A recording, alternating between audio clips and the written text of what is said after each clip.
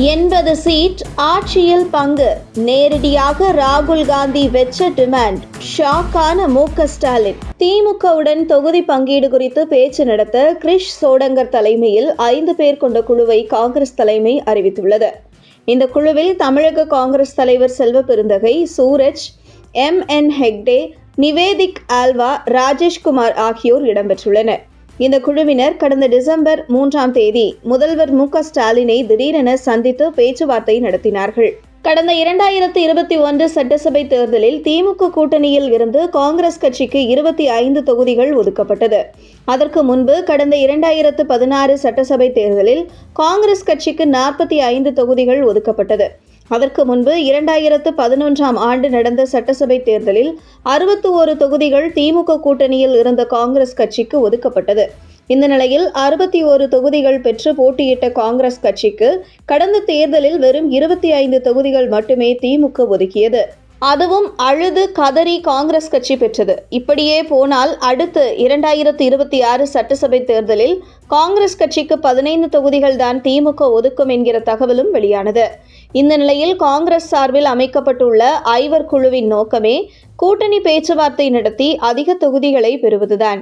இதனைத் தொடர்ந்து சமீபத்தில் மு.க. ஸ்டாலினை சந்தித்த ஐவர் குழு முதல்வர் மு.க. ஸ்டாலினை சந்தித்து வரும் 2026 தமிழக சட்டசபை தேர்தல் குறித்து பேசியது. அப்போது கிரிஷ் சோடங்கர் தனியாக 1-to-1 முதல்வர் மு.க. ஸ்டாலினை சந்தித்து பேச வேண்டும் என தெரிவிக்க, உடனே இருவர் மட்டும் 1-to-1 பேசியிருக்கிறார்கள்.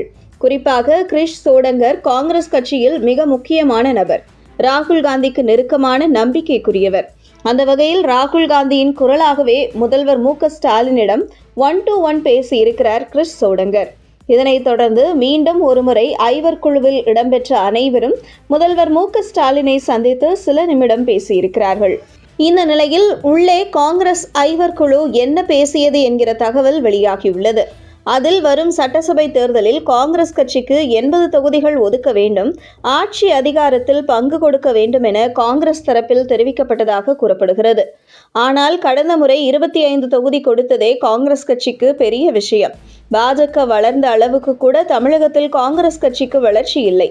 காங்கிரஸ் கட்சி கூட்டணியில் இல்லை என்றாலும் பரவாயில்லை, தேர்தலில் தோல்வியை தழுவி எதிர்க்கட்சி வரிசையில் அமரக்கூட தயார், ஆட்சியில் பங்கு கொடுத்து கூட்டாட்சி என்கிற பேச்சுக்கே இடமில்லை என்பதில் முதல்வர் மு.க. ஸ்டாலின் உறுதியாக இருப்பதாக தகவல் வெளியாகியுள்ளது.